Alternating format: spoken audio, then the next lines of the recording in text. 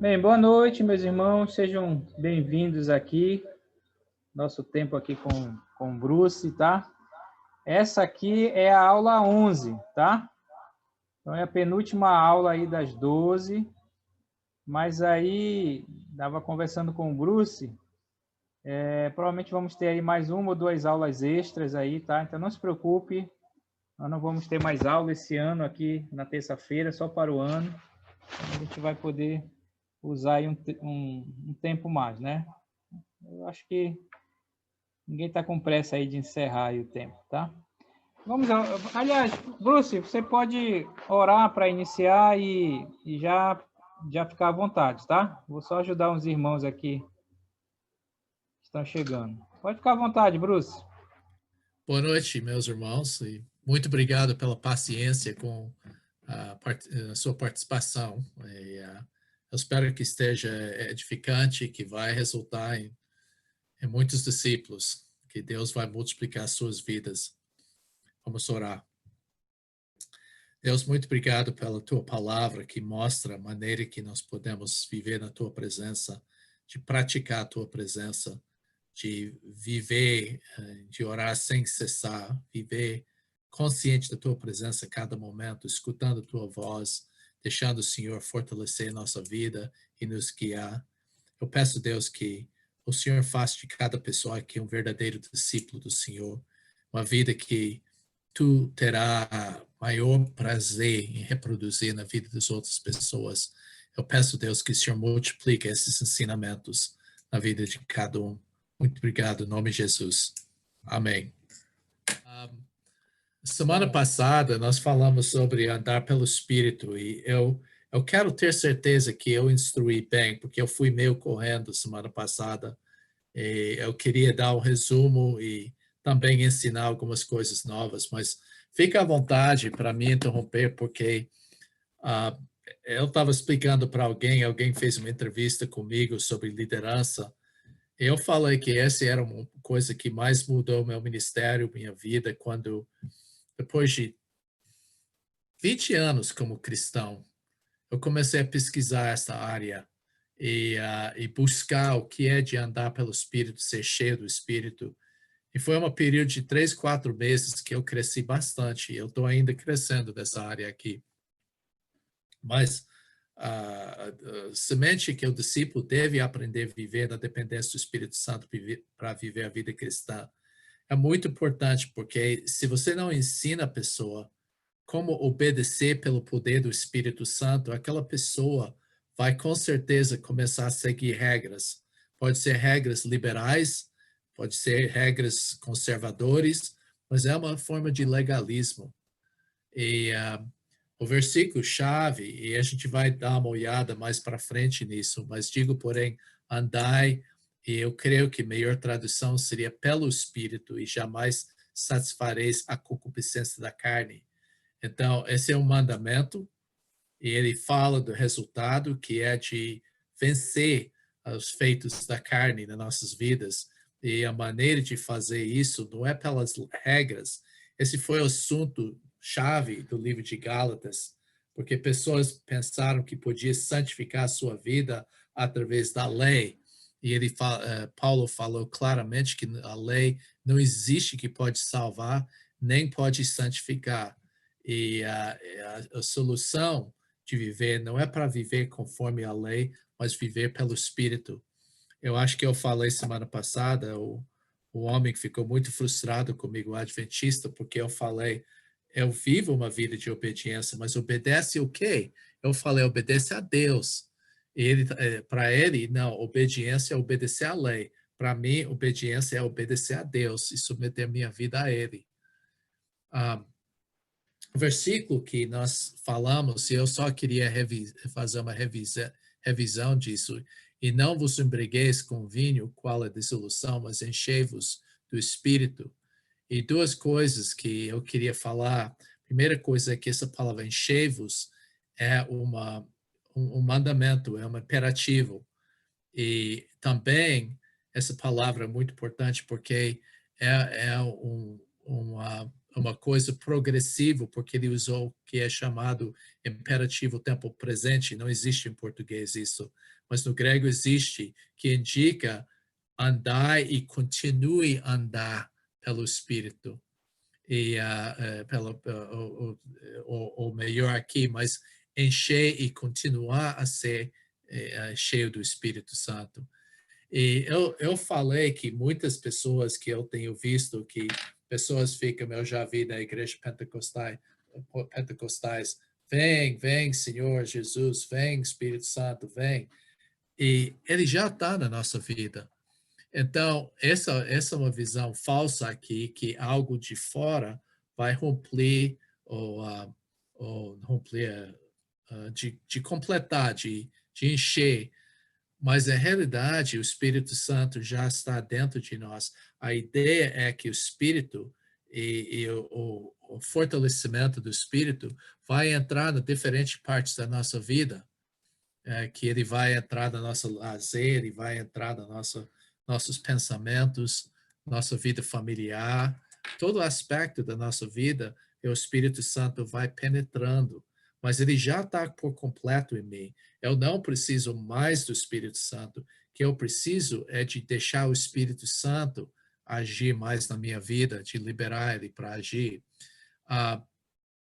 Eu olhei nesse versículo e eu usei comparação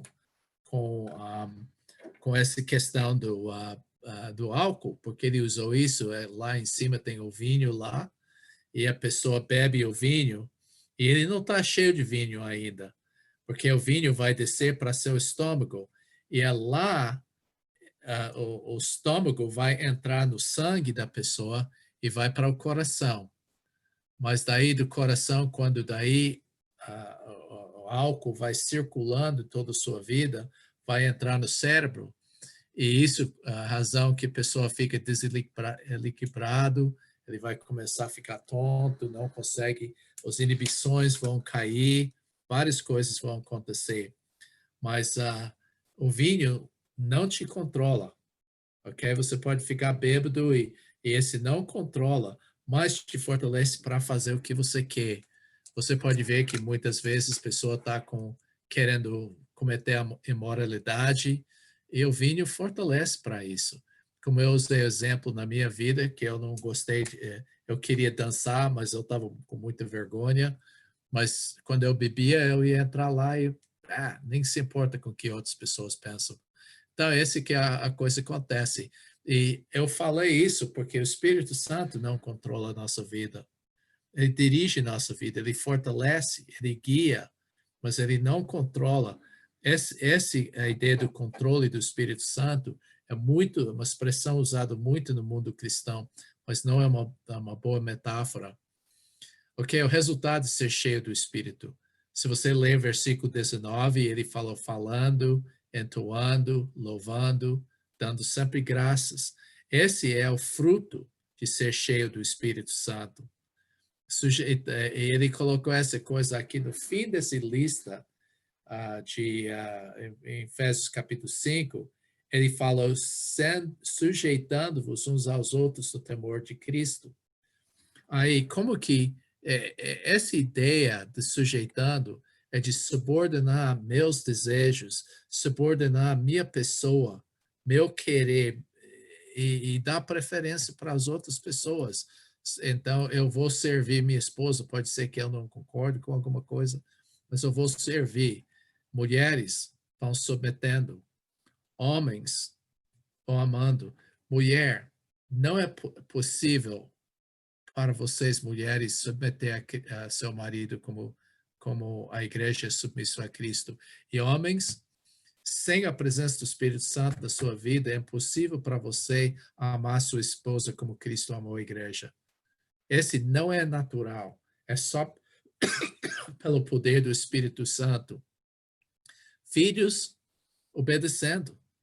Quando o filho é cheio do Espírito Santo, ele vai respeitar e obedecer seus pais. O pai, muitas vezes nós como pais, nós tentamos controlar nossos filhos pela carne.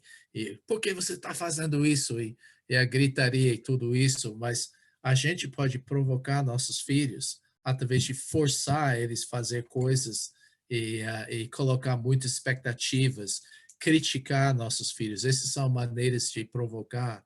Mas quando o pai está cheio do Espírito Santo, ele não vai fazer isso. Funcionários obedecendo e mestres ou donos respeitando seus funcionários. Eu não coloquei isso. Mas alguém tem uma pergunta sobre isso até agora, do enchimento do Espírito? É muito importante porque a verdadeira obediência a Deus não é possível para nós. A carne ainda existe em cada um de nós, é uma força muito forte e nós não podemos obedecer e viver a realidade que ele fala aqui sem o poder do Espírito Santo fluindo em nossas vidas. Alguém tem uma pergunta sobre isso? Acho que uma pergunta, né? Pensando aqui, nenhum outro lugar eu escutei uma tão completa, né? Do que é ser cheio do Espírito Santo. E agradeço a Deus por essa explicação, viu? Obrigado. Alguém mais tem uma coisa sobre isso? Então, quando a pessoa deixa o Espírito Santo penetrar as diferentes partes da sua vida, do seu coração, vai das profundezas, esse tipo de vida você vai viver?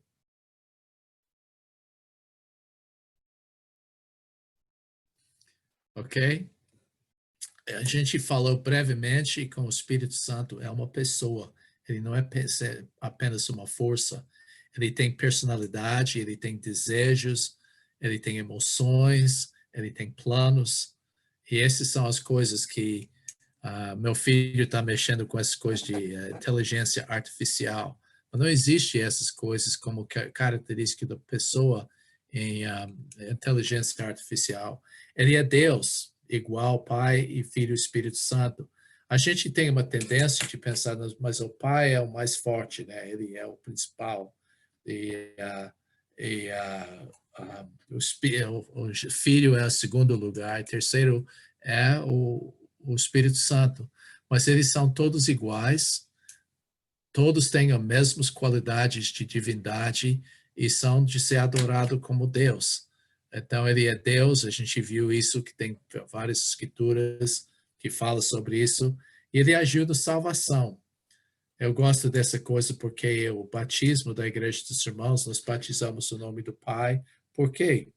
O Pai, ele é autor e consumador da nossa fé.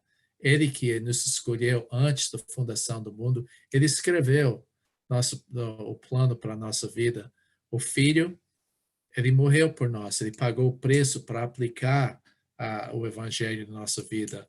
E o Espírito Santo, ele abriu nossos olhos para entender, ele nos convenceu do pecado, justiça e juízo, e ele transformou nossa vida e regenerou.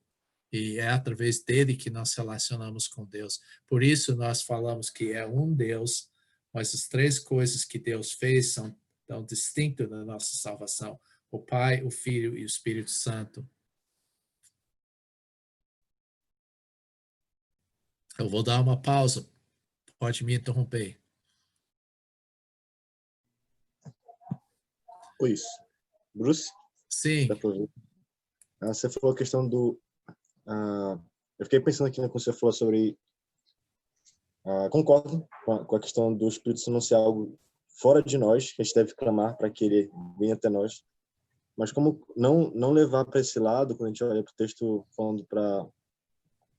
Por exemplo, o texto que fala sobre não embriagueis com vinho, mas encher do Espírito, né? Esse lugar para que possamos ser cheios.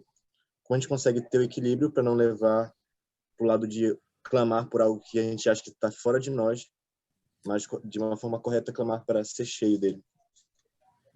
Tá certo. Bruce, boa noite, Benedito. Sim. Eu queria saber assim, se tem alguma diferença, é só na questão do português ou tem alguma diferença? É batizar com o Espírito Santo, no Espírito Santo ou pelo Espírito Santo? Tem alguma diferença, alguma coisa? É só a questão do português mesmo.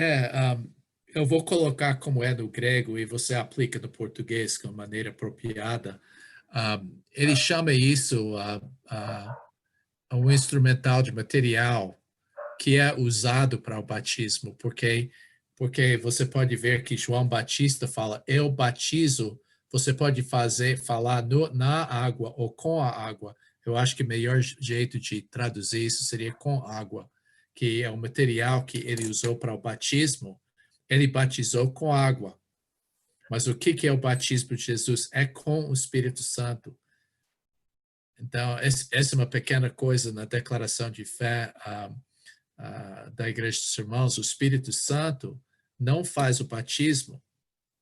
Ele faz várias outras coisas que eles listam lá, mas ele não batiza. Ele o Jesus é que batiza no Espírito Santo ou com o Espírito Santo. Isso esclarece bem? Ok, obrigado. Ok, se vocês tiverem uma pergunta sobre isso, não sei, eu acho que eu mencionei aquele de Mateus, que ele falou batismo com fogo.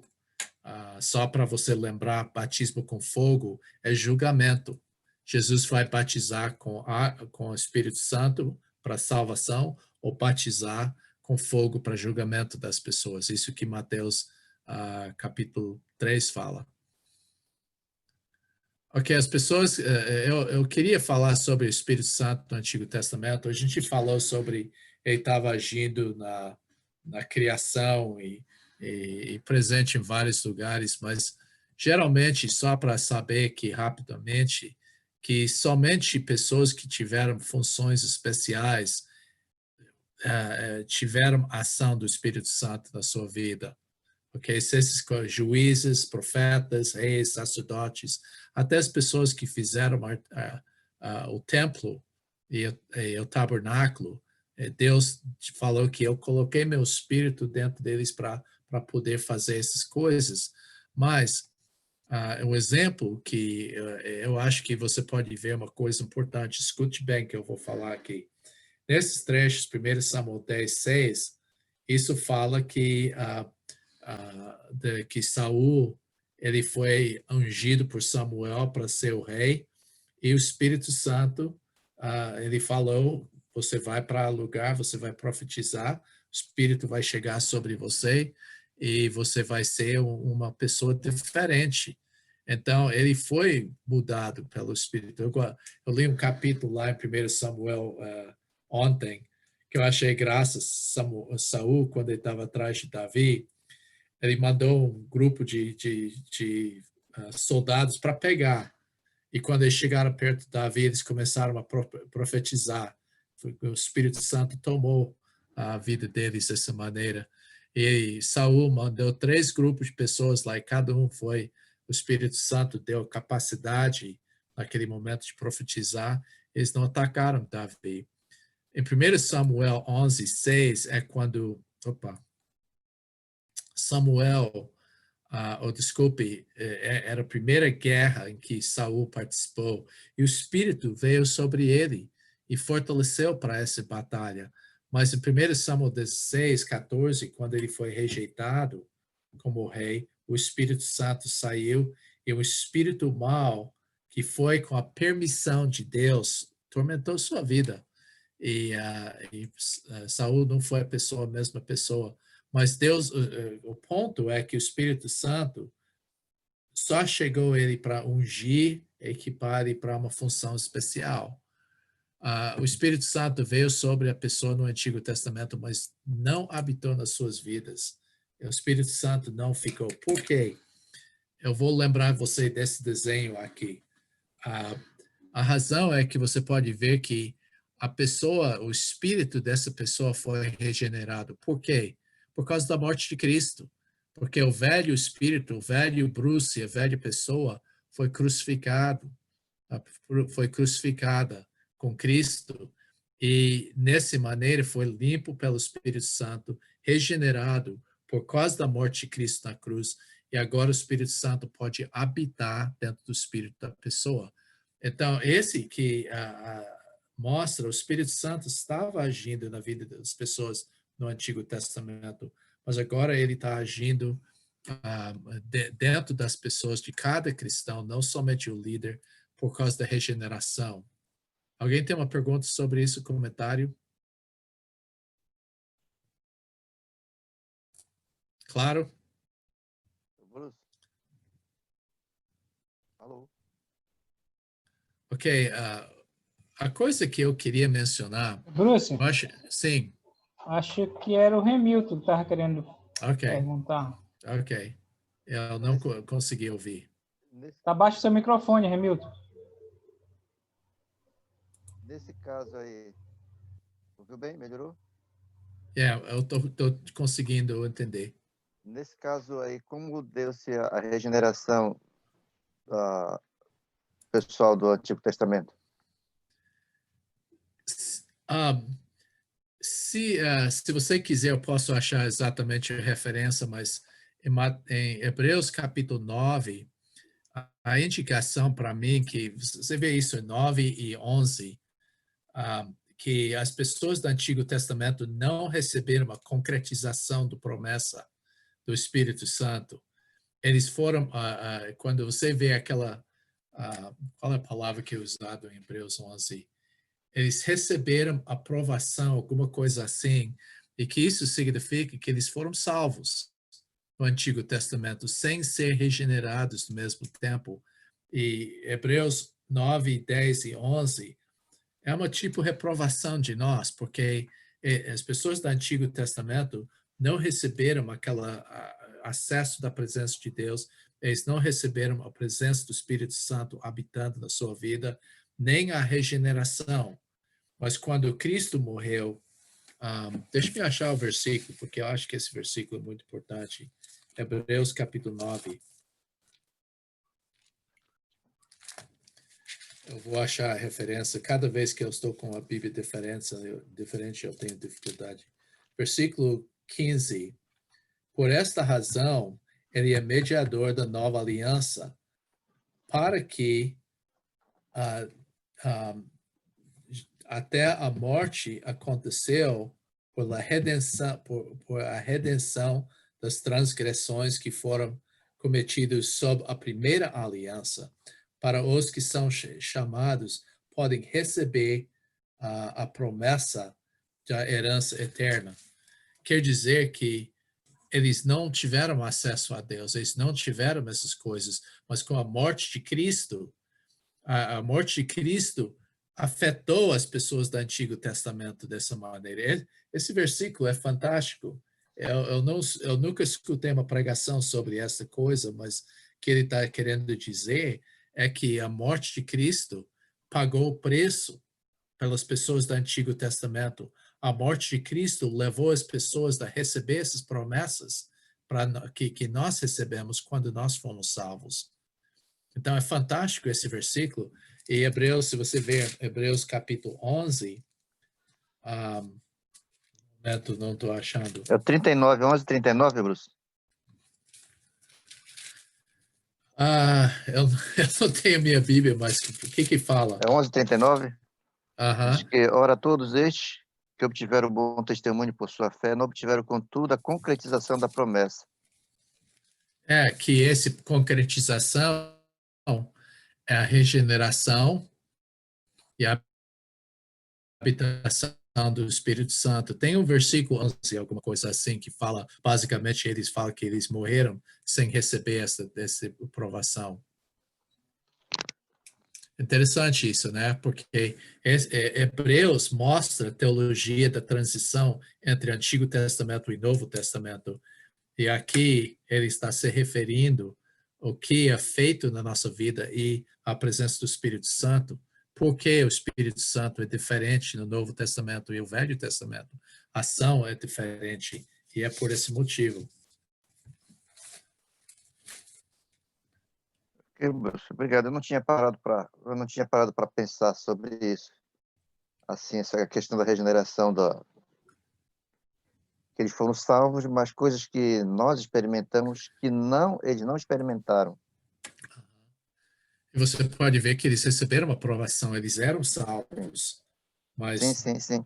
Você lê os Salmos, Davi não podia entrar na presença de Deus. Ele falou se eu poderia ficar nos átrios do Senhor, né? Que é mais perto que ele podia chegar, né? E nós temos acesso atrás do véu. Sim. Bruce, Sim, seria o versículo 13, mais ou menos? pode ler. Diz lá que todos estes morreram na fé sem ter obtido as promessas. Exatamente mesmo. Vendo-as, porém, de longe. É isso que eu estava procurando. Perdão, tá meio vergonhoso de minha Bíblia, eu usei tanto, e essa é a Bíblia que eu tenho por mais de 30 anos, né? Ok, o Espírito Santo e a igreja, essa coisa que o assunto de hoje à noite é a igreja. E para entender, eu estava falando com um dos alunos, escrevi algumas coisas, nós estávamos trocando ideias, e uma das coisas que a igreja presbiteriana no sul do Brasil é que mais ensina a palavra de Deus. Eles têm excelentes pregadores, teólogos lá, mas a coisa que falha é de entender a distinção entre Israel e a igreja.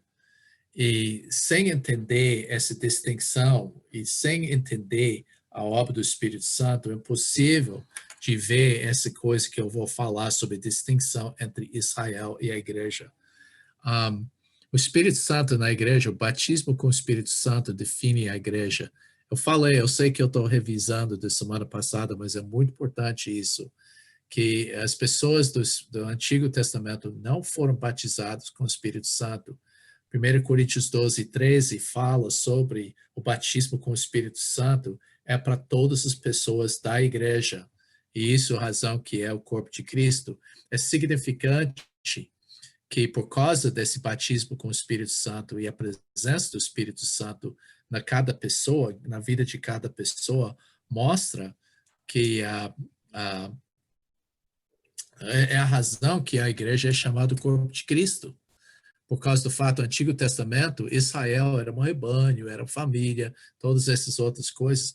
Mas no Antigo Testamento, Israel nunca foi chamado corpo.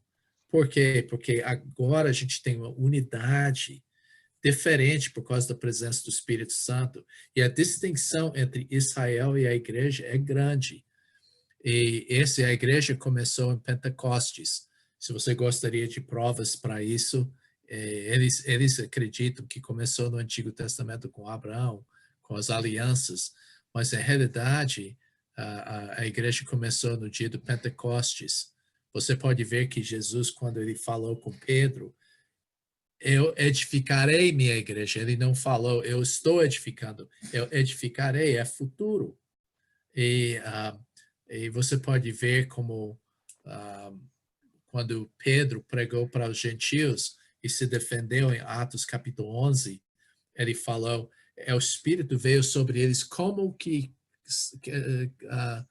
sobre nós no começo de quê? A igreja. Então, houve uma quebra, uma distinção entre Antigo Testamento e Novo Testamento. Tem muitas implicações disso. Em Atos 1:8, a profecia, se você ler como uma explicação de Pedro, em Atos capítulo 1, ele fala, olha, você está vendo os últimos dias, quando Deus falou que vai derramar seu Espírito sobre todos, os velhos, os novos, as virgens, as velhas. Ele fala, todos vão receber do seu Espírito nesse momento. E o dia do Pentecostes, houve uma coisa visível dada naquele momento para mostrar que todo mundo estava recebendo o Espírito Santo, não somente os líderes. Você pode ver que esse batismo com o Espírito Santo é uma coisa individual. Cada membro da igreja, cada pessoa individualmente é batizada com o Espírito Santo, como eu disse em 1 Coríntios 12, 13. Mas essa é uma coisa que é difícil para muitas pessoas entenderem. E nós eu espero que a gente possa chegar um pouco mais sobre a igreja hoje, mas coletivamente sua presença está na igreja. Nós vamos ver na próxima lição como a igreja é um edifício com o Espírito Santo juntando as pessoas para criar uma união diferente. Então, o Espírito Santo, essa coisa que às vezes é difícil traduzir, eu confesso isso, que o Espírito Santo habita dentro de cada cristão, mas coletivo ele habita entre nós. Eu sempre gosto de citar esses versículos. 1 Coríntios caiu pelo uso também da minha Bíblia. Mas em 1 Coríntios, capítulo 3, versículo 14, alguém pode ler para mim 3:14? Não, desculpe, não é 14. Eu estava pensando, versículo 16. Alguém pode ler 16 para mim? 1 Coríntios 3:16. Não sabeis vós que sois templo de Deus e que o Espírito de Deus habita em vós? Ok? Vai para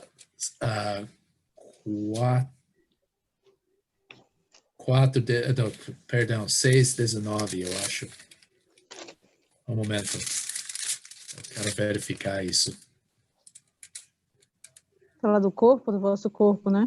É versículo 19.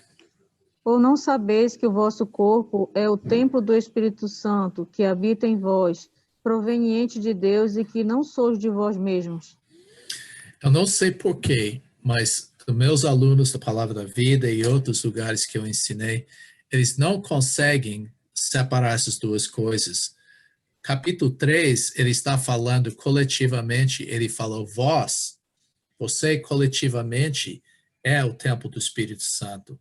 E porque o contexto de capítulo 3, 1 até 4, na realidade, está falando sobre a igreja. É óbvio, ele está falando sobre a igreja, porque ele usou várias metáforas, falou sobre a igreja. Então, o Espírito Santo habita entre nós, não somente nos cultos, mas constantemente quando nós estamos juntos, em qualquer situação. Mas meu corpo também é o santuário do Espírito Santo. Então, pessoas usam aquele versículo em capítulo 3 para falar sobre suicídio, mas o que ele está falando é sobre aquela pessoa que destrói a igreja, que causa problemas na igreja, que quebra a unidade da igreja. Então, é importante saber a distinção entre essas duas coisas, mas saber a realidade que ele habita individualmente na vida de cada um e coletivamente entre o grupo. Esclarecimento sobre isso? Ok, eu mencionei isso semana passada, dia do Pentecostes. Uma coisa importante saber que aconteceu, duas coisas aconteceram em relação do Espírito Santo. Cada pessoa foi batizada com o Espírito Santo, e conforme porque Jesus falou isso no capítulo 1, que vocês serão batizados com o Espírito Santo, mas ele também falou que cada pessoa ficou cheio do Espírito Santo, capacitados. E você pode ver que se fosse uma coisa diferente que batismo com o Espírito Santo, Pedro não teria recebido isso várias vezes, porque Pedro levantou cheio do Espírito e falou isso.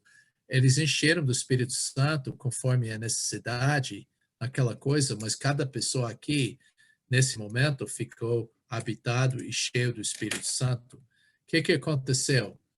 A divisão do Torre de Babel acabou. Todos falaram em outros idiomas, para simbolizar isso, porque esse que separou os idiomas, e todos foram unidos na igreja. Então, como as pessoas uniram com maldade no Torre de Babel e a língua foi confuso, Deus deu o Espírito Santo para a igreja para criar uma união entre todas as raças, nações. Nós estamos unidos. E a segunda coisa, a igreja foi fundada, todos com o mesmo Espírito Santo. Não houve distinção, todos receberam o mesmo Espírito, mas as ações e dons e ministério, personalidade são diferentes, mas todos receberam o mesmo Espírito e todos foram unidos pelo Espírito Santo, pela presença dele. Então, o dia do Pentecostes é um momento, alguém me perguntou, não sei se é aqui ou semana passada, que é um pentecostal. E o pentecostal é uma pessoa que acredita que vai falar em línguas e esses todos os dons sinais que existiam no livro de Atos. Eles não entenderam que o livro de Atos é um livro de transição entre o Antigo Testamento e o Novo Testamento.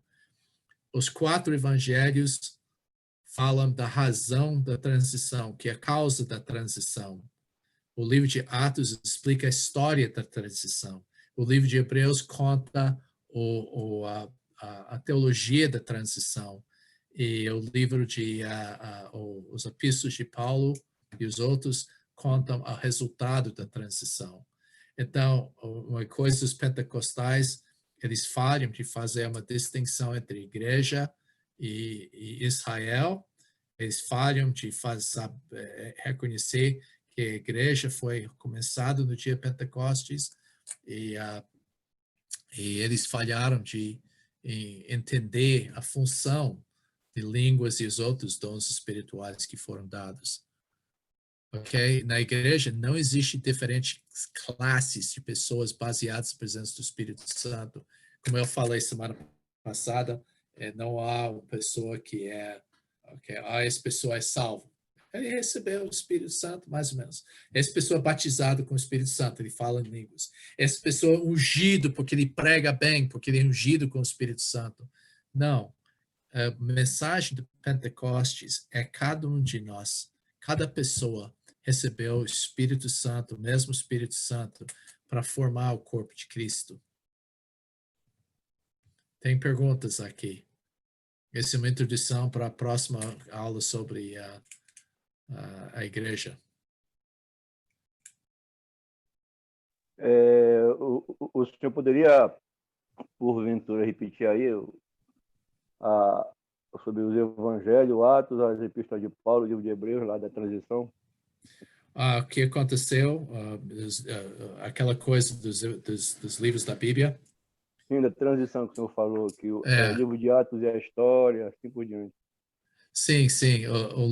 Os 4 evangelhos são a causa da transição. Jesus, você pode ver, radicalmente mudou a coisa. Eu escrevi um estudo hoje para a França, de fato, sobre a mulher samaritana. E a coisa que é maravilhosa sobre aquela coisa é que Jesus falou, a hora vem e já chegou. Eu vou mudar, vai ser uma transformação de natureza de adoração.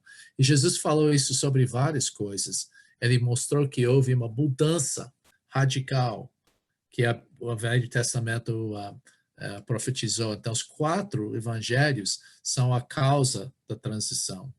O livro de Atos é a história da transição, que mostra como as pessoas foram entendendo o que Deus estava fazendo, como as coisas mudaram, porque realmente eles não entenderam a igreja no começo.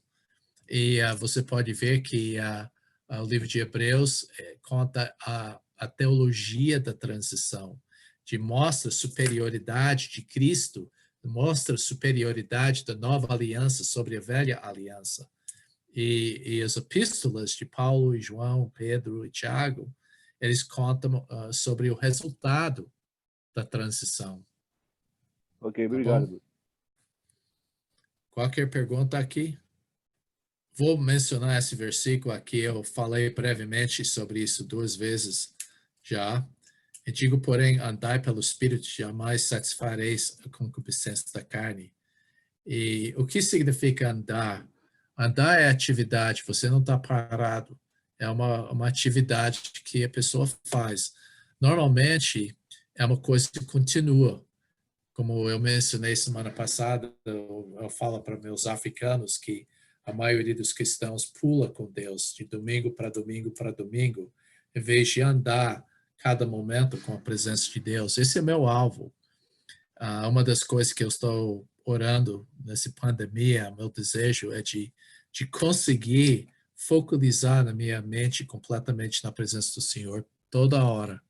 Eu posso estar pintando, varrendo, qualquer coisa que eu estou fazendo, eu estou andando com Ele. É um hábito, continua. Normalmente, quando você anda, só quando você está na esteira, né, com exceção da esteira, você tem um alvo, você está indo na direção, você está indo a algum lugar. E você está progredindo, eu posso falar, para o alvo. E você pode ver que ele dá a força para vencer a carne. Porque esse versículo, andai pelo Espírito e jamais satisfareis com a concupiscência da carne, você pode ficar tentando vencer esse pecado da sua vida. Mas quando você descansa na presença do Espírito Santo, confiando nele, pedindo para ele dar essa força para você, ele vai dar a força para vencer a carne. Então, a coisa que eu acho interessante, andar pelo Espírito, é a mesma coisa que João 15, quando ele falou de permanecer da videira. Isso indica que Jesus é a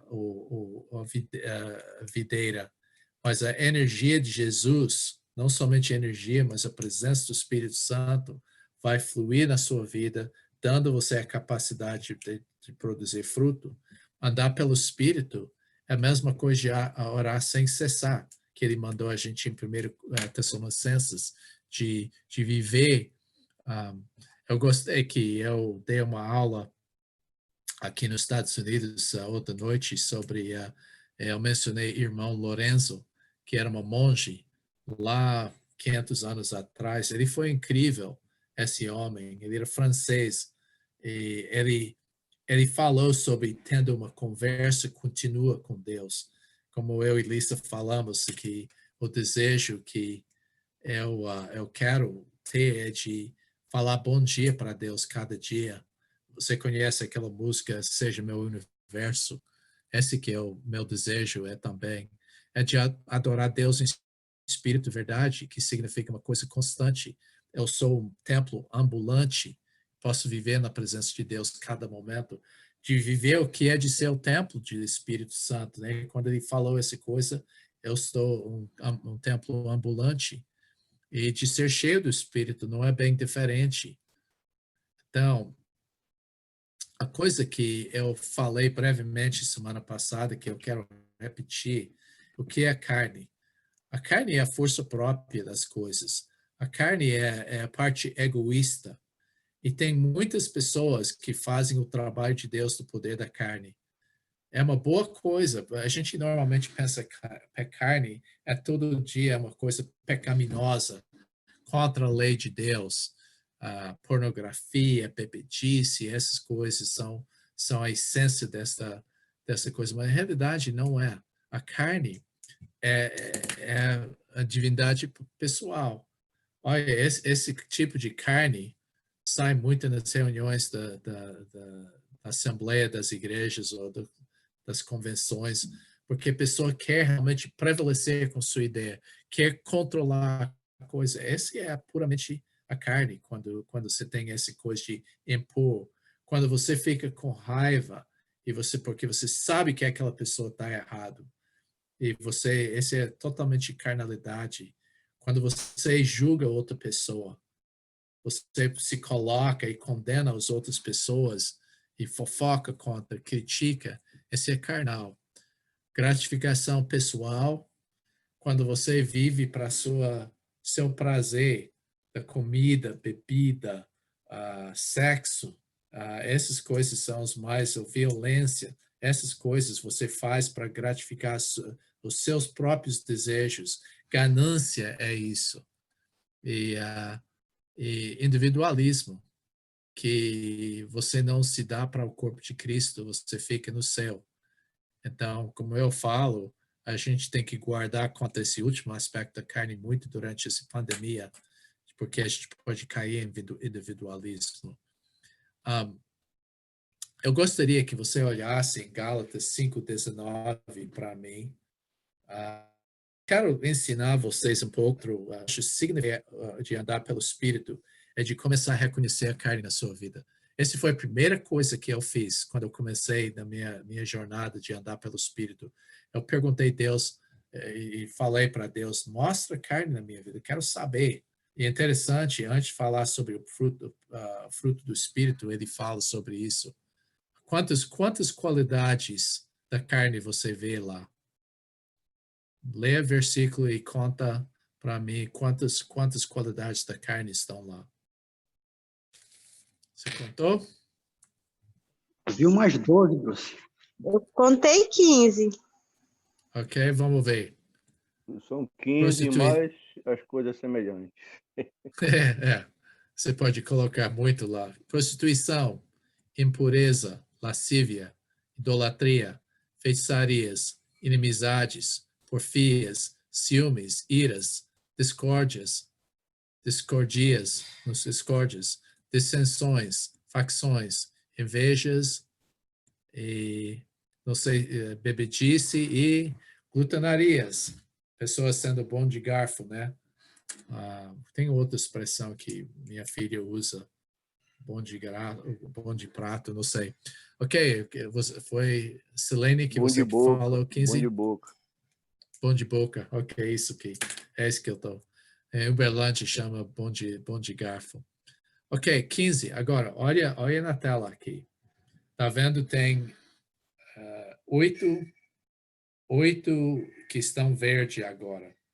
Quais são as coisas, como você ia descrever em geral, um resumo desses números 6 até 13 aqui, esses 8 aqui?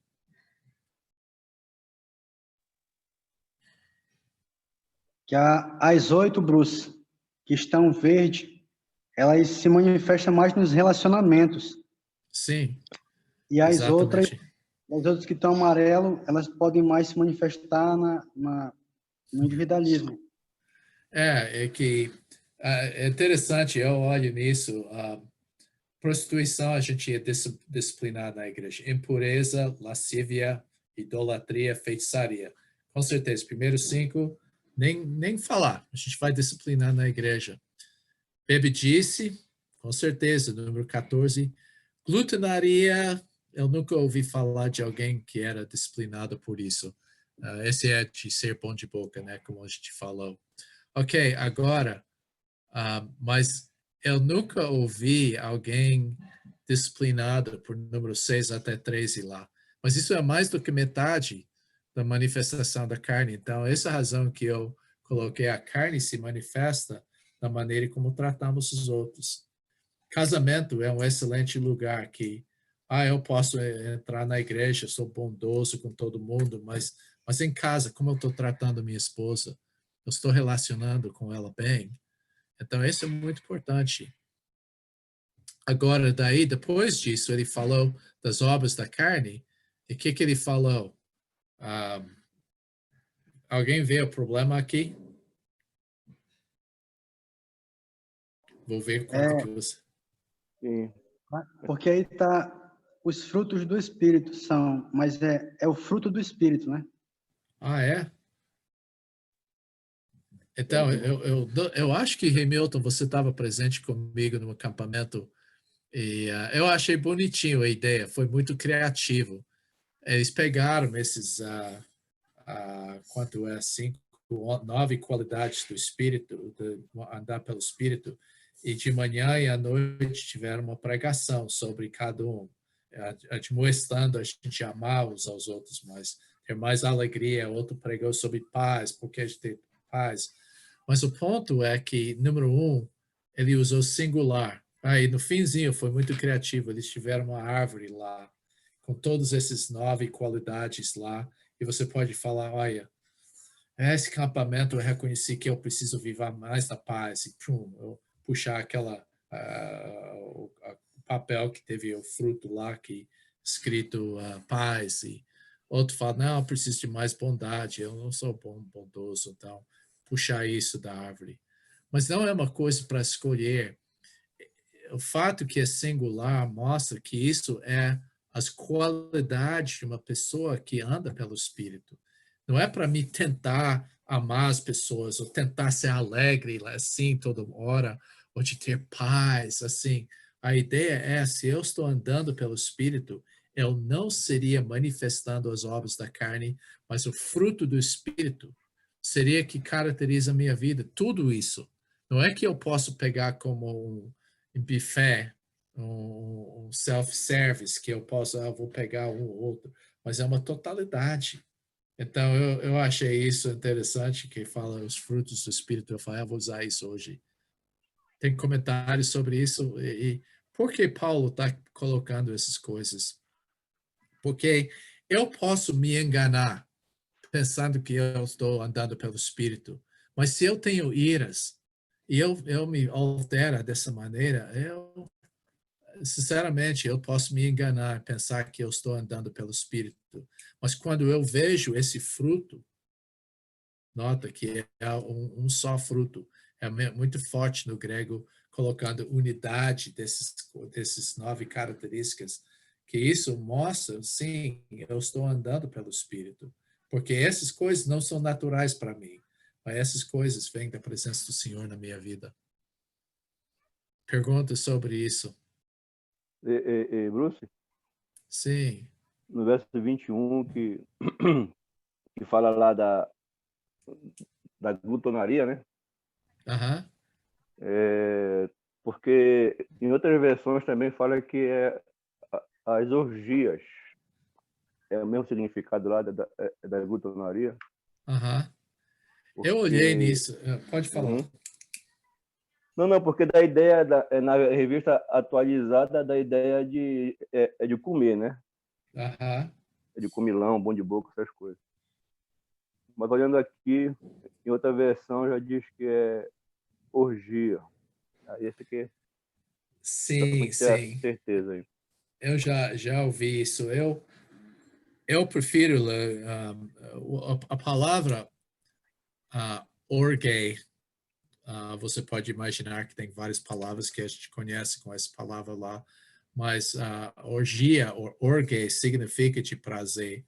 Então, é possível que ele esteja falando sobre de achar prazer em qualquer outra coisa, mas ele já falou sobre prostituição, imoralidade, lascívia, e por isso eu falo que essa pessoa está buscando prazer mais nas comidas. Ok. Alguém mais, mas eu reparei isso, então eu dei uma olhada nisso recentemente, olhei no grego e tem algum comentário, porque deixa eu me colocar bem claro aqui, escute o que eu vou falar, presta atenção, desliga o celular, toda coisa ao redor de você, escuta bem. A questão que você deve perguntar, quanto da minha vida eu estou fazendo pela carne?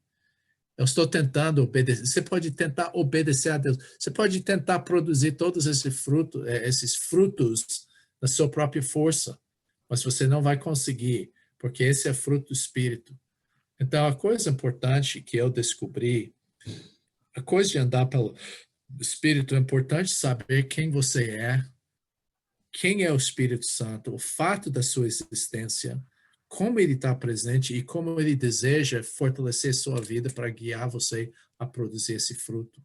Essa coisa que é a lição de hoje, e essa que você deve ensinar as pessoas para discipulado. Para mim, muito discipulados material que eu olho estão ensinando doutrina, muito boa informação, está ensinando comportamento, mas não está ensinando como a pessoa pode andar com Deus. E esse vai ser o segredo de você fazer discípulos, de você mesmo aprender a andar pelo Espírito, depender da presença do Espírito Santo e produzir esse fruto, porque isso que você quer ensinar a pessoa que está discipulando. Tem alguém que quer comentar? Interessante, né, que o fruto da carne são em quantidade bem maiores do que o fruto do espírito, né, irmão? Interessante isso, né? Mas ele Mas em usou, si, ele usou pode falar. plural. Não, ele usou plural lá, as obras da carne, né? Mas As aqui, obras, isso, verdade. As obras da carne, né, são bem maiores do que o fruto do espírito. E interessante que os frutos do espírito, eles exigem mais da gente, né? Exigem mais mesmo de andarmos na presença de Deus, para obtermos, né, essas qualidades. sim, sim. Eu sei o que está falando. É a questão que a gente tem muito livre, você pode ver no fim da coisa que ele falou sobre o fruto do Espírito, ele fala contra essas coisas não existe lei. Então, se eu sou manso, se eu sou fiel, se eu sou bondoso, paciente, alegre, cheio de amor, Domínio próprio significa que eu estou fortalecido pelo Espírito dentro de mim. Se eu vivo isso, você pode pensar numa lei brasileira que é contra alguma dessas coisas. Não existe lei que é contra essas coisas. Não existe uma religião que proíbe alegria. Não é uma religião que proíbe mansidão, bondade. Não existe. E certamente a lei do Antigo Testamento não proíbe essas coisas. Então, o que ele simplesmente está falando, se você está vivendo a fruto e produzindo o fruto do Espírito Santo, você não tem necessidade de uma lei, porque você vai estar vivendo dentro de tudo que a lei exige. Então, que, de certa forma, você tem razão que você falou que exige mais da gente, porque legalismo, eu nem preciso pensar em Deus, eu simplesmente conduzo minha vida, pronto, não faço coisas erradas. Mas essa coisa requer nossa atenção a cada momento, de deixar o Espírito Santo examinar as motivações do nosso coração. Então, exige mais de nós. Então, eu coloquei isso, fruto do Espírito é amor, alegria, paz, longanimidade, benignidade, bondade, felicidade, fidelidade, mansidão, domínio próprio, que parecia comigo esse último domínio próprio, mas isso significa que você tem uma força interior feita pelo Espírito Santo. Ele coloca contra essas coisas, não há lei. Ninguém vai proibir você viver essa coisa. Agora, eu estava dando retrel muitos anos atrás, um lugar, e uma pessoa estava falando muito sobre um parente que estava pentecostalizando e tudo isso. E eu falei, veja bem, essas são declarações. A declaração é uma declaração de fato. A Bíblia fala, em Tito 3,5, que eu já fui regenerado pelo Espírito. João 14, 15, 17, que fala, o Espírito Santo será dentro de mim. Eu seria habitado pelo Espírito Santo. Efésios 1:13 fala que nós fomos selados pelo Espírito Santo. Nota que eles não são mandamentos, eles são simplesmente declaração. Você foi regenerado, você foi habitado, você foi selado. E 1 Coríntios 12:13 fala que todos nós fomos batizados no Espírito, não pelo Espírito, como Espírito. E Romanos 8:9 fala que todo cristão está no Espírito, no sentido que ele vive com a presença do Espírito Santo na sua vida. Esse é o contexto. Então, quando a Bíblia faz uma declaração, que é a minha responsabilidade? O que eu devo fazer? Quando a Bíblia faz uma declaração, eu devo crer, eu devo ser convicto. Se todas aquelas coisas são verdadeiras que eu falei aqui, como é que eu vou viver minha vida? Eu vou crer que essa é uma realidade. Eu sou regenerado. Mas eu pisei na bola, pequei feio semana passada. Eu sou regenerado. Eu não estou sentindo nada de Deus nesse momento. Não, ele falou que eu sou habitado. Será que eu posso perder minha salvação? Deus mudou a ideia. Não, sou selado. Estou faltando alguma coisa, eu devo estar falando isso. Não, eu já estou batizado com o Espírito Santo. Eu já estou no Espírito. Agora, minha responsabilidade é crer. Mas na conversa eu falei, olha o que a Bíblia fala, tem mandamentos. Quando há mandamentos, significa que é uma coisa que eu posso ou não posso ter na minha vida. Desculpe, eu coloquei tudo de vez aqui, mas tudo bem. Tem dois negativos, não entristecer e não apagar. Essas palavras falam da resistência contra o Espírito Santo. Você lembra que a gente comparou a presença do Espírito Santo com o GPS, que fala para onde você deve andar. Mas quando você fala, não, eu vou seguir meu próprio caminho. E ele falou dois mandamentos negativos, de não entristecer, não apagar, porque a gente resiste ao Espírito Santo. O andar pelo Espírito e ser cheio do Espírito Santo são tempo presentes, imperativos, mandamentos, e isso significa que é uma coisa que eu devo buscar, porque nem todo cristão anda pelo Espírito, nem todo cristão está cheio do Espírito.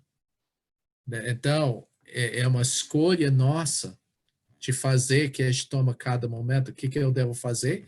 Eu devo buscar e obedecer. A Bíblia mandou. Eu lembro que tem alguém, acho que é Salmo 27, que ele fala, meu coração disse, busque o Senhor. Senhor, eu vou te buscar. Então, quando ele manda a gente buscar, a gente deve buscar. Sabe que a minha conclusão é que muitas pessoas acerca do Espírito Santo buscam que Deus já deu e não buscam que Deus mandou a gente buscar. Então, pensa sobre isso um momento. Alguém tem um comentário sobre isso?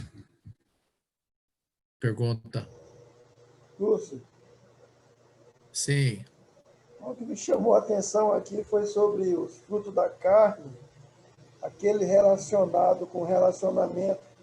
Eu estava pensando aqui que às vezes na igreja já participei de votação, né? Pessoas cometer pecado de prostituição, adultério, e aqueles outros pecados a gente não leva em consideração. Então, eu estava pensando aqui, né? O que leva a gente a fazer, a achar que um é pecado e o outro não, né?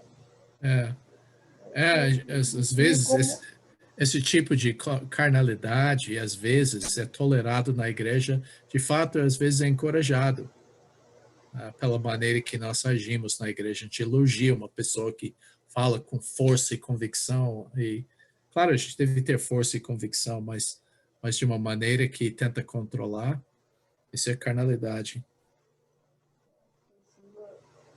Precisa rever essa situação, né? Individualmente nós, né? Sim. Essa é a razão que eu falo que o Espírito Santo, ele age na leitura bíblica, porque ele usa a palavra para alertar e mostrar. Tiago utilizou a metáfora de um espelho, que ele fala que uma pessoa que olha na palavra, você olha na sua vida, e é como um espelho que mostra a realidade da sua vida. Então, essa razão que o andar pelo Espírito é olhar na palavra, não para achar regras, mas para olhar, examinar a nossa vida, para ver se nós estamos vivendo coerente com a palavra, por causa da presença do Espírito Santo que está guiando a nossa vida.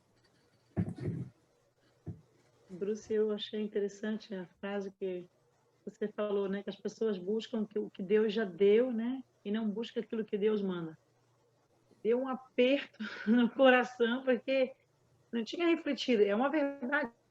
Se você para escutar as pessoas orando, é só isso. Ok. Eu falei princípios para andar pelo Espírito. Esse é importante, esse é para finalizar aqui na apostila. As pessoas precisam aprender o que a Bíblia ensina sobre o andar pelo Espírito e ver exemplos práticos de pessoas que vivem na dependência de Deus. Quando eu falo isso, eu falo, olhe nos exemplos bíblicos de pessoas que estavam cheios do Espírito. E também, ao redor, encorajar você a achar pessoas, talvez não tenha muito ao redor de você. Talvez seja você que deve começar a andar pelo Espírito para ser esse modelo. Mas pessoas precisam ver se na prática, que é uma pessoa que vive a paz de Deus. Eu olho na minha esposa, ela é uma pessoa mais pacífica que existe. E eu já aprendi muita coisa da minha esposa por causa disso. Se não ensinarmos a pessoa a andar pelo Espírito, elas andarão pela ética cristã, vão chegar com regras. O cristão, ele pode beber um pouco álcool, ele pode dançar, ele pode fazer isso. Ele vai achar todas as regras que vai agradar ele mesmo e ele vai andar pela ética cristã. E quando você anda pelas regras, você está alimentando a carne. A razão por que é que, olha, eu não bebo, eu não fumo, eu não danço, eu sou superior a você, e esse vai aumentar essa carnalidade, orgulho espiritual. E é importante andar pelo Espírito dessa maneira. É necessário estabelecer limites pessoais. Quando eu falo isso, há certas coisas que você sabe que vai alimentar a carne. Por exemplo, você está assistindo a televisão e de repente uma cena chega lá e olha, eu saio, né? Que essa é coisa que eu sei dos meus limites, eu sei quais são as coisas que podem me tentar, coisas que eu devo evitar. Então, você deve estabelecer limites não legalista. Você fala, olha, eu quero andar pelo Espírito, mas jogando bola não me ajuda nessa coisa aqui, então vou cortar isso da minha vida. Então, esse que eu estou falando, daí legalismo, você pode cortar qualquer coisa que você quiser, mas legalismo começa quando eu começo a apontar para você. Eu deixei de jogar futebol, você deve deixar também. Quando a Bíblia não fala sobre isso. A pessoa deve examinar a sua vida e cortar as atividades que impedem, que são barreiras de andar pelo Espírito, e fazer as atividades que vão alimentar andar pelo Espírito. O Espírito age por meio das disciplinas espirituais. Como eu falei, eu mencionei a leitura bíblica. A leitura bíblica vai alertar você das coisas que você está fazendo que não convém. E aprender a andar pelo Espírito progressivo. Graças a Deus, Deus tem sido muito paciente. Eu estou 20 anos agora, desde eu comecei a se buscar de andar pelo Espírito. Eu estou ainda aprendendo. E eu creio que esses últimos 2, 3 meses aqui, com pandemia, eu aprendi bastante. Mas é progressivo. Não é uma coisa que vem de vez. Os métodos, como é que você passa isso? Oração. Só Deus pode abrir os olhos da pessoa. Conversas. Eu creio que trocando figurinhas sobre isso é importante. O apostila Caminhando com Cristo é feito para falar sobre andar pelo Espírito. Buscar ou andar pelo Espírito, essas são as lições, entender o propósito das disciplinas, escutar a voz de Deus por meio da palavra, viver uma vida de adoração, viver a obediência pelo Espírito, comunicar com Deus em oração e unir com o corpo de Cristo. Eu coloquei essas são as atividades que você deve cultivar na sua vida para andar pelo Espírito. E todo caminhando com Cristo não é para introduzir a cultura cristã, mas de ensinar a pessoa como andar pelo Espírito. E, finalmente, perguntas importantes, responde os erros nessa área, como os erros pentecostais. Ok, tem alguma pergunta, alguma coisa sobre isso? Ok, eu vou deixar 10 minutos, Ricardo, tá bom? Para dividir em grupos e falar sobre isso, porque a gente vai entrar na próxima lição e eu vou tentar fazer uma lição e meia semana que vem e concluir, senão a gente vai outra semana. Mas isso é importante, você falar sobre suas experiências, o que você não entendeu, o que tocou na sua vida, o que você vai fazer com o resultado disso. Essas são as perguntas, ok? O que você vai fazer com o resultado, o que tocou na sua vida, nessas coisas e essas são as perguntas. Pode dividir, Ricardo. 10 minutos, né? 10 minutos, tá ouvindo agora? Ouvindo. Ok, o que eu ia falar é que a coisa é que esse é pouco tempo, mas para mim eu só faço isso como tira gosto, porque esses são tipos de tópicos que devem ser realmente parte da conversa, a conversação de cada um de nós. Ok. A lição 10, compreendendo a igreja. Muito importante. Tem um jovem que eu achei muito interessante que ele está fazendo, ele está numa igreja do Jeff que estava aqui. E ele está indo para diferentes líderes da igreja dos irmãos e entrevistando. E ele jogou a pergunta, o que é a coisa mais importante que você aprendeu, maior falha, que você faria diferente? Eu acho que é uma coisa... Eu fiz isso com o seu Jorge. Quando o seu Jorge estava saindo de Belém, quando eu estava chegando, e eu joguei a pergunta para ele, o que são suas falhas? Porque eu vou falhar muito. Eu não quero repetir os erros que você cometeu, porque eu vou fazer muito. E se eu ia falar uma coisa que eu não entendi a igreja, Eu acho que quando eu cheguei no campo missionário, eu não entendi bem o evangelho e eu não compreendi a glória da igreja. E meu alvo, no tempo que nós temos sobrando aqui, é de passar um pouco da glória da igreja.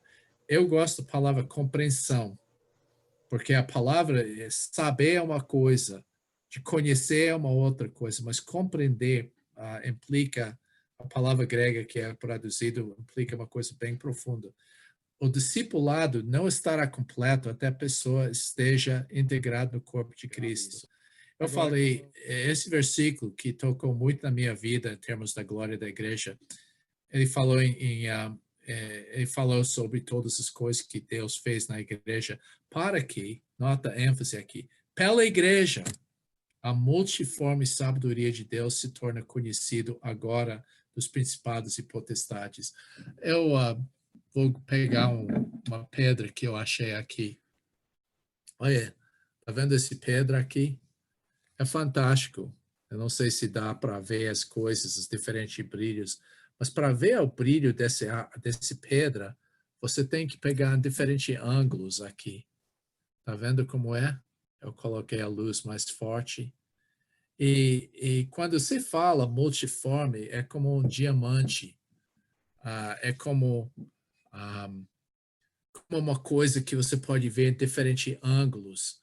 Porque é impossível olhar na igreja de somente olhar em uma dimensão. Você tem que olhar em toda a igreja e ver a igreja de diferente perspectiva.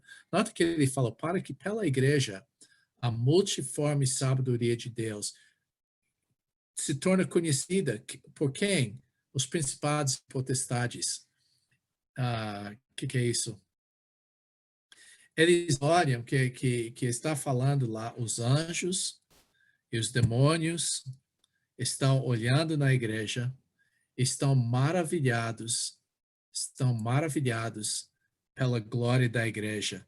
E eles falam, como é que Deus podia pegar pessoas que têm ódio, judeu e gentil, preto e branco, árabe e judeu, e todas as coisas, e juntar essas pessoas de diferente, remista e paysandu, de juntar as pessoas que são inimigos naturais e juntar dentro de uma coisa. E os anjos e potestades olham na igreja e falam, incrível, como é que um Deus pode fazer uma coisa assim?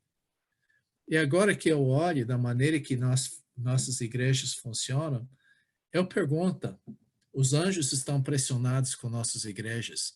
A maneira que conduzimos os cultos mostra a unidade e a glória de Deus. Essa que é a coisa que é importante. Ele falou sobre isso à igreja, ele falou isso, edificado sobre o fundamento dos apóstolos e profetas. Os apóstolos e profetas falam da revelação da palavra de Deus. E ele falou, os apóstolos e profetas, sendo ele mesmo, Jesus Cristo, Pedro angular. Ele é aquele primeiro lajota que você senta quando você vai lajotar uma casa. Ele é aquele primeiro pedra que é colocado. Ele é o padrão, Jesus. E os apóstolos e profetas da igreja primitiva colocaram a fundação da doutrina. E ele falou, no qual todo edifício bem ajustado cresce para santuário dedicado ao Senhor, no qual também vós juntamente estáis sendo edificados para a habitação de Deus no Espírito. Então, note isso, não é somente buscar eu andar pelo Espírito. Não é somente isso, mas que eu busco que a igreja seja uma igreja cheia do Espírito, refletindo sua glória. Eu gosto disso, que a igreja não é um monte de pedras. Esse não é uma igreja, essa é uma congregação, os pedras juntos e saem. Mas eu falo que a igreja não é somente os pedras, os indivíduos, os cristãos que juntam, mas é fundamento dos apóstolos, é doutrina. O alicerce é bem colocado. Aqui você pode ver que talvez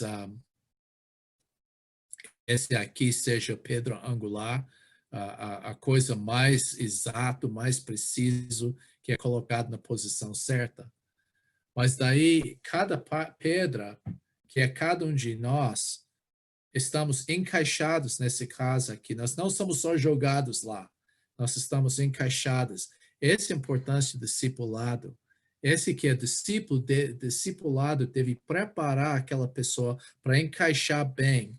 E essa razão que eu falei que eu fui devagar nesse processo, porque às vezes a igreja é como aquele monte de pedras lá atrás desse homem aqui, e não é uma coisa que as pessoas vão encaixar. Então, nós devemos discipular as pessoas e individualmente encaixar dentro da igreja.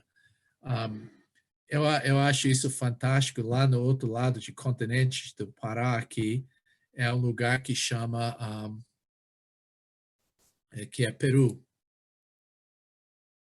Ok?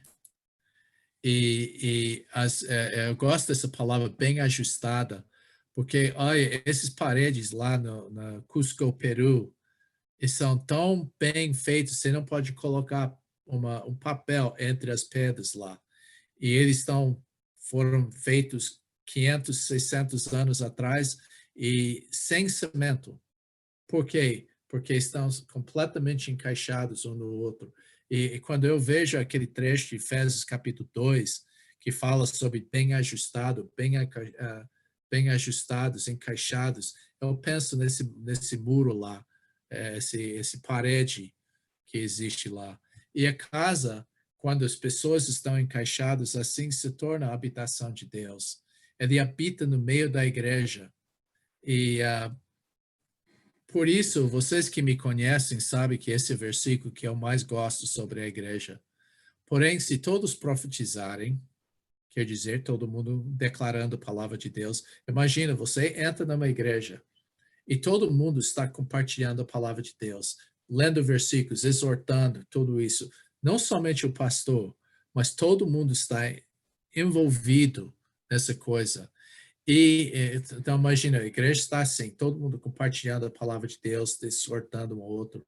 E algum incrédulo, ou uma pessoa que não entende, induto, e ele entra lá e ele por todos é convencido e por todos julgado.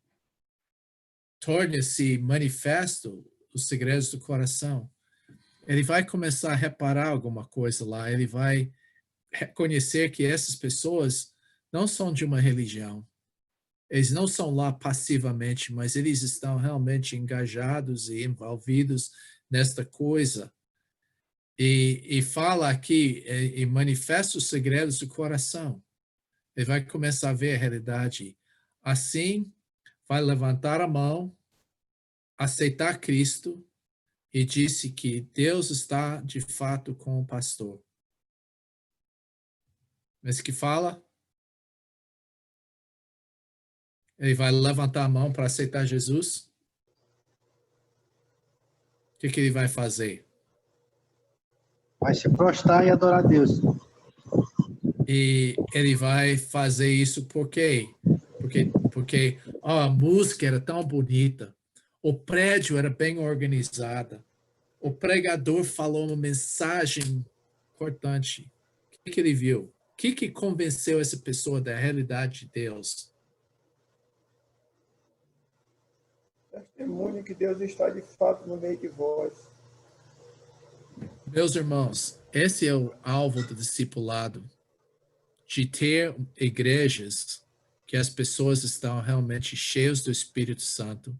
E quando uma pessoa entra lá, quando a gente tem culto, família espiritual, encontro de oração, qualquer coisa, uma pessoa que não conhece Jesus entra lá e ele vai ver, essas pessoas têm uma coisa que eu não tenho.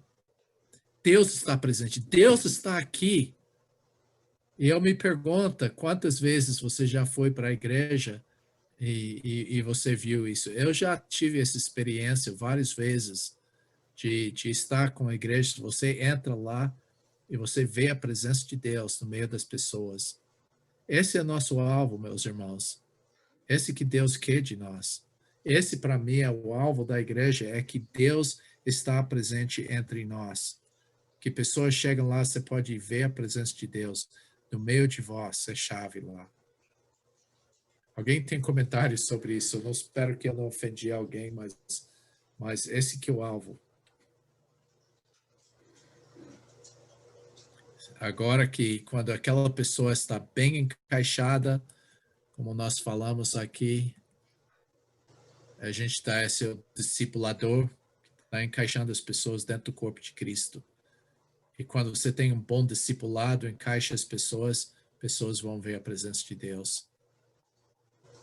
Justin lá na África, quando depois de ouvir essas coisas que eu falei, ele falou, olha, Bruce, nós temos plantado bastante igrejas na África, mas não temos feito discípulos. Essa é a razão que as igrejas são fracas na África. Então, eu estou com paixão sobre isso que eu estou falando. Isso é muito, estou falando do meu coração. Bruce? Sim. Sei que o senhor está falando aí sobre encaixar tudo direitinho, discipulado e tudo mais, mas tem a ver com, se encaixa lá também em Efésios 4, 11, 12, 13, 14 lá?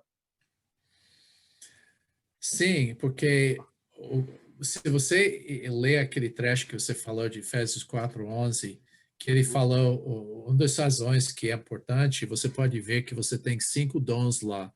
Você tem o apóstolo, que ele é um missionário, que veja plantando a igreja, profeta, que ele exorta a igreja à santidade. Você tem o evangelista, que ele incentiva a igreja de alcançar seus vizinhos. Você tem o mestre, que ensina a palavra, e um pastor, que vai guiar, orientar, aconselhar as pessoas e encorajar. Mas ele falou, para quê?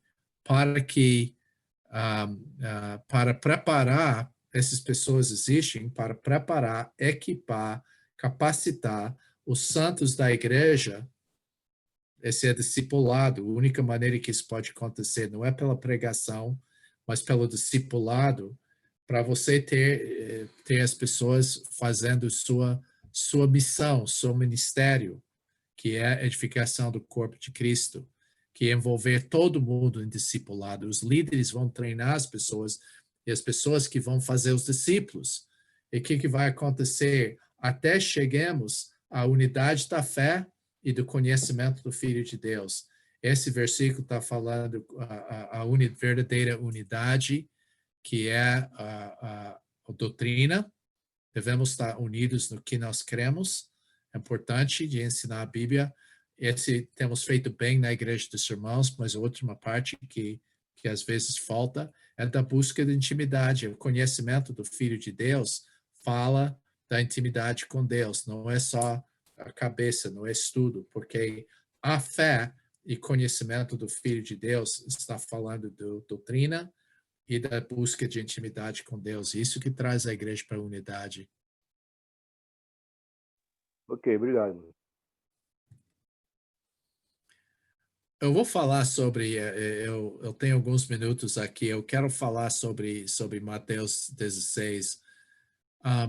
Eu quero colocar o contexto, a religiosidade de Israel.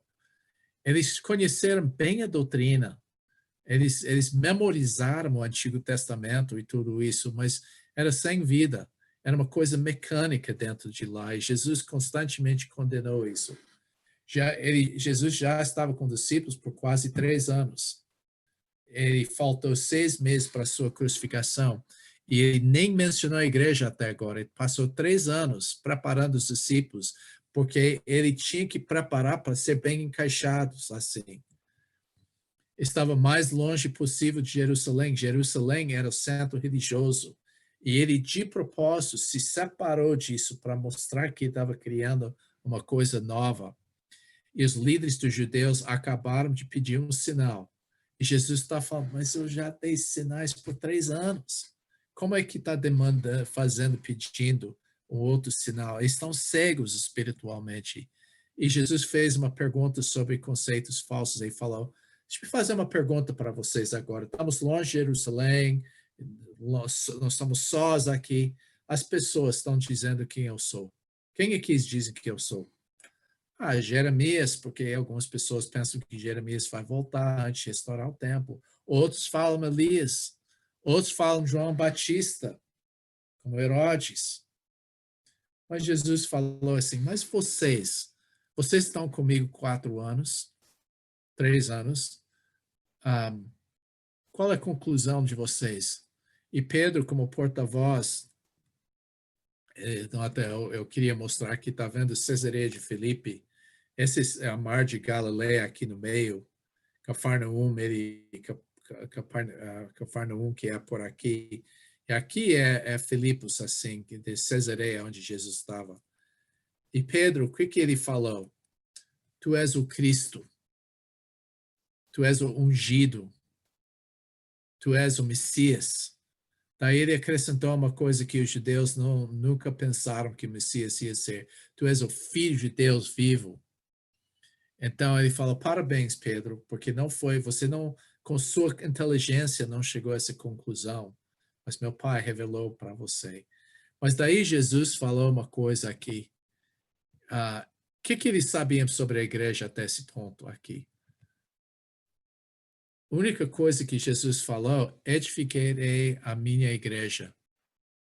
Ele falou, tu és Pedro, e edificarei minha igreja. Eu vou colocar dessa maneira. Quando ele falou, tu és Pedro, muitas pessoas falam, ele é o primeiro papa. Não. Ele é uma pedra. Ele é uma pedra no alicerce desse prédio que Deus estava encaixando lá. É uma pedra e você é uma pedrinha, você pode traduzir assim. E Jesus estava, provavelmente, muita gente crê que ele estava na frente dessa caverna lá, esta rocha aqui. E ele falou, e sobre esta rocha edificarei minha igreja. Na época de Jesus, um rio saiu dessa caverna, mas houve um terremoto que fechou isso. Mas isso está em Israel, e nós queremos que Jesus estava nesse momento. Houve pedrinhas aqui na boca desse caverna lá, do rio lá, e ele falou assim, Pedro, tu és um pedrinha assim, e sobre esta rocha aqui, eu vou edificar a minha igreja, e você é a primeira pessoa para ser encaixada dentro desse coisa aqui.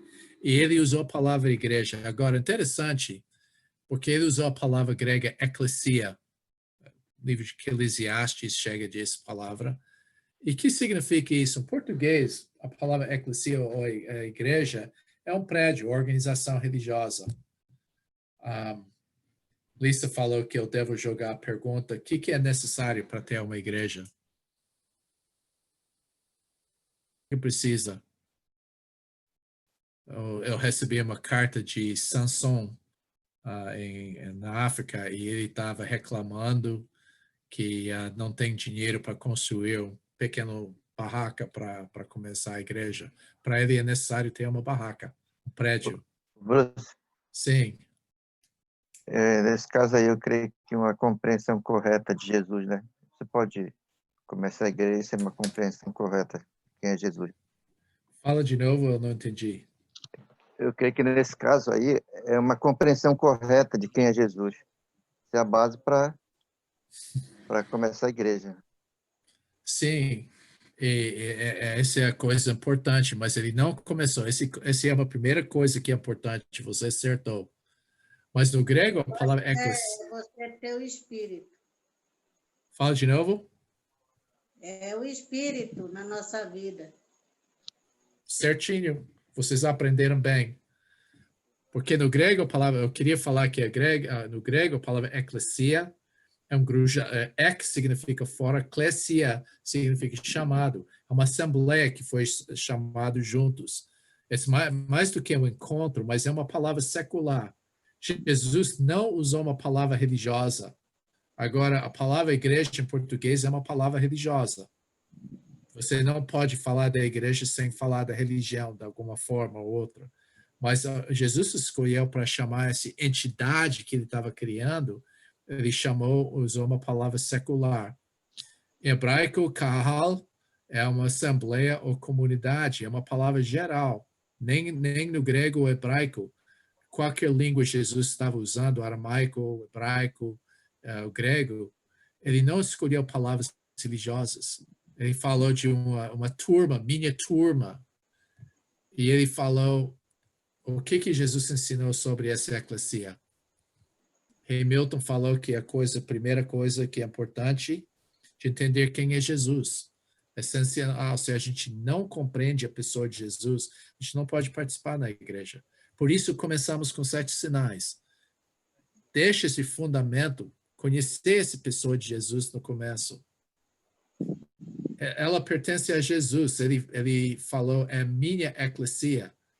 A gente fala assim, a gente fala muito, né? Você vai para cá, na igreja do Bernardo? Não, estou frequentando a igreja do Rai. Ah, mas esse fim de semana eu acho que eu vou para a igreja do Hamilton, alguma coisa. A gente usa essa coisa, mas Jesus falou que a minha eclesia pertence a Jesus. A maneira que ele falou, quando ele falou é minha eclesia, ele falou é diferente. Não existe outra coisa igual à igreja. Quando Jesus estava falando eclesia, não existia. Eu edificarei futuro minha igreja. Então, ele está indicando que a igreja não existia nesse ponto. Jesus é responsável pelo crescimento, muito importante para vocês que estão trabalhando para Deus agora, porque a gente tem uma tendência de pensar, eu não estou fazendo o suficiente. E muitas vezes eu começo a sentir, olha, eu não sei se eu fiz um bom trabalho. E daí eu começo a pensar, não,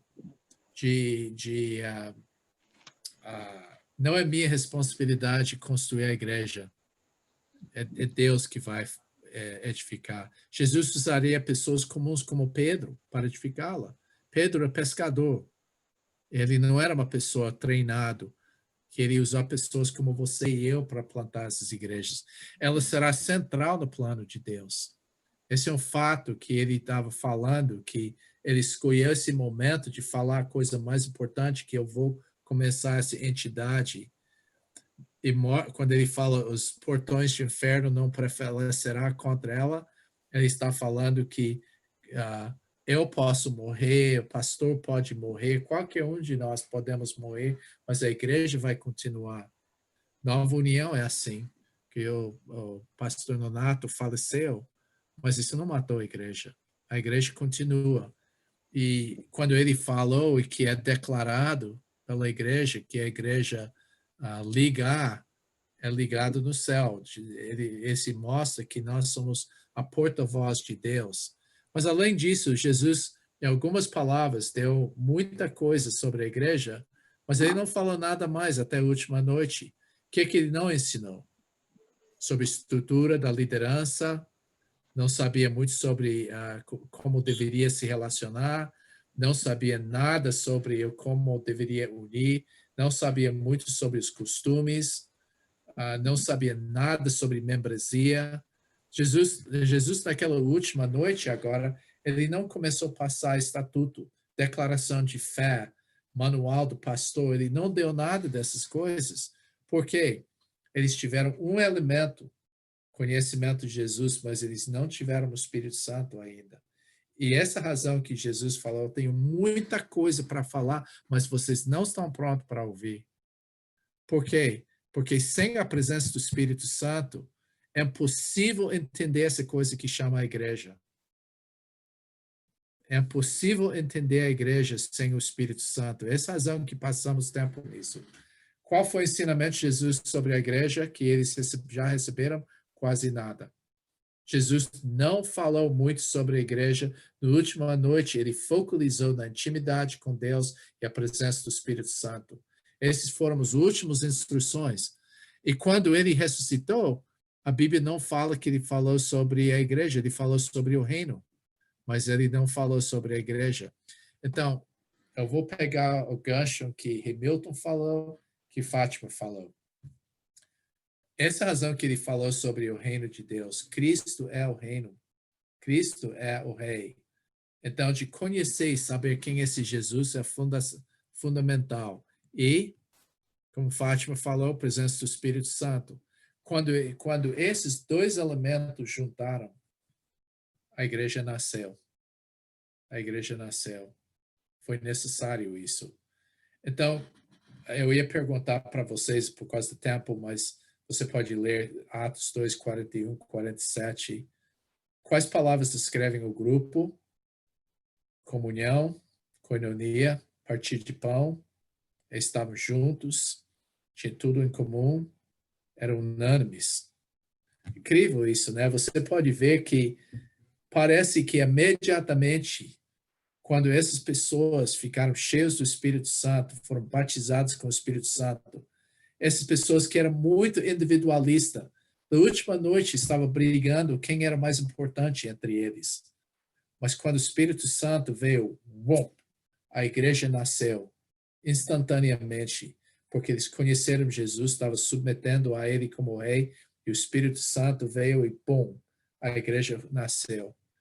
Esse é o alvo que nós temos no discipulado, esse é o propósito dessas coisas. O que é o fruto dessa união? Louvando a Deus e contando com a simpatia de todo o povo, boa reputação da cidade. E o pastor acrescentou cada dia as pessoas que estão sendo salvos. Não, o Senhor acrescentou. Deus teria o maior prazer de mandar seus eleitos para essa igreja, porque era uma igreja unida. Eu perguntei, eu espero que isso, como eu falei, eu estou falando muito no meu coração hoje à noite. Eu perguntei pastor Nato Pantoja, eu gostei muito da resposta dele. Eu perguntei para ele, se você fosse Deus e você tem uma igreja que é muito boa na doutrina, que tem uma doutrina excelente, mas não tem unidade, e tem outra igreja aqui que não entende bem as coisas, mas tem amor e unidade, onde você ia mandar seus eleitos? O pastor Nonato falou imediatamente, onde há unidade e o amor. Claro que nós somos comprometidos muito com a verdade da doutrina, mas unidade é parte dessa coisa também. Esse que deve ser unidade, a doutrina e o conhecimento do Filho de Deus deve unir a gente. E o Senhor acrescentou pessoas à sua igreja. Eu quero que a igreja dos irmãos seja uma igreja, eu quero que as igrejas aqui que são representadas sejam igrejas que Deus teria maior prazer de enviar as pessoas. Por quê? Porque serão ensinados a andar pelo Espírito, são cheios do Espírito lá. Eles vão aprender o que é a verdade, vão aprender a andar com Deus e vão manifestar o amor de Deus. Esse que é o alvo. A igreja cresceu quando começou a livrar das formas religiosas. Inicialmente, eles ainda estavam ligados ao templo. No Atos 2 e 4, o templo era o centro da igreja. Mas o que aconteceu? Em Atos capítulo 6, quando os helenistas reclamaram, eles livraram das restrições do trabalho feito só pelos homens santos, porque até esse ponto, só os apóstolos estavam fazendo o trabalho de entregar as refeições. Atos 7 e 8, eles foram expulsos de Jerusalém por causa de Estevão. E esses livraram da dependência do templo. Eles saíram, nós podemos adorar a Deus nos lares e em qualquer lugar, e a igreja expandiu. Daí eles se livraram das cerimônias sagradas, Atos 15. Eles falaram, não é necessário de circuncisar os gentios, porque nós somos salvos pela graça. E cada vez a igreja cresceu, porque Deus foi liberando essa igreja do legalismo, do prédio e essas coisas, e a igreja estava realmente livre e expandiu espontaneamente. É fantástico isso. Na semana que vem, eu vou parar nesse ponto aqui, mas semana que vem nós vamos ver um pouco mais sobre a igreja, e se Deus quiser eu vou terminar com a última parte, um desafio sobre multiplicação de discípulos. Então, não sei se tem alguma pergunta, comentário aqui antes de fechar. Eu vou falar isso para encorajar vocês. Eu estou vendo muito progresso na Igreja dos Irmãos nessas áreas.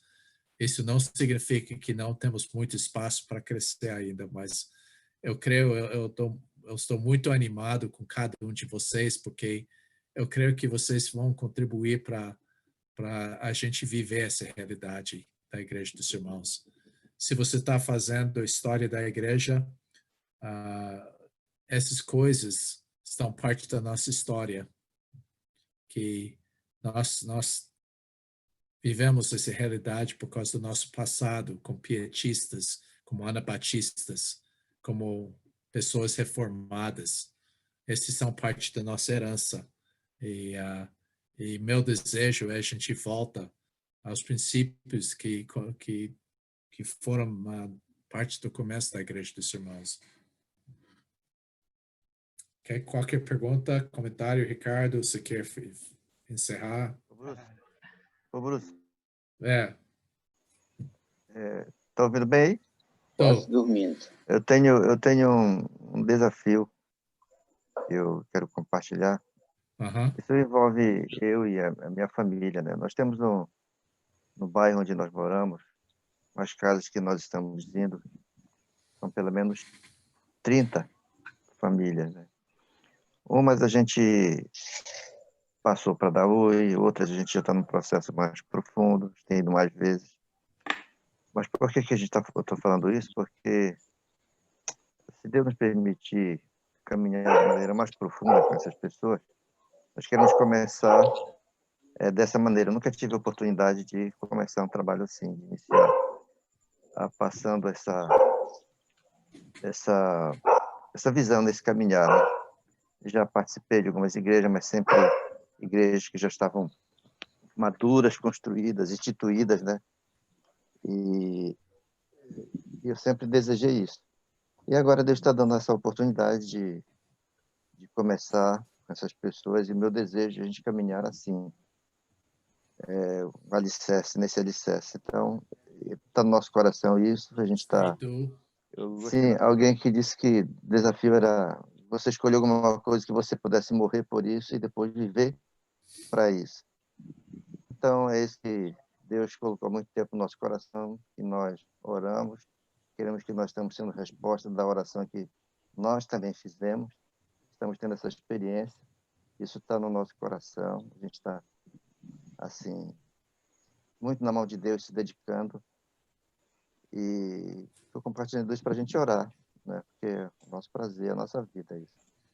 Então, Deus está sinalizando de maneira muito positiva, e eu quero gastar o resto da minha vida assim. Bom. Eu tenho o hábito de pensar em Brasil. Quando eu estou acordado à noite, eu começo, ou durante de manhã, quando eu estou orando, eu começo no sul do Brasil. E vou para Norte, vou para Campinas, daí vou para Uberlândia, Alagoas, até Macapá, Belém e Macapá. E eu oro assim, então eu oro muito por você, vou continuar a orar por você nisso. Que eu estou falando isso porque você é a primeira pessoa para quem eu oro assim.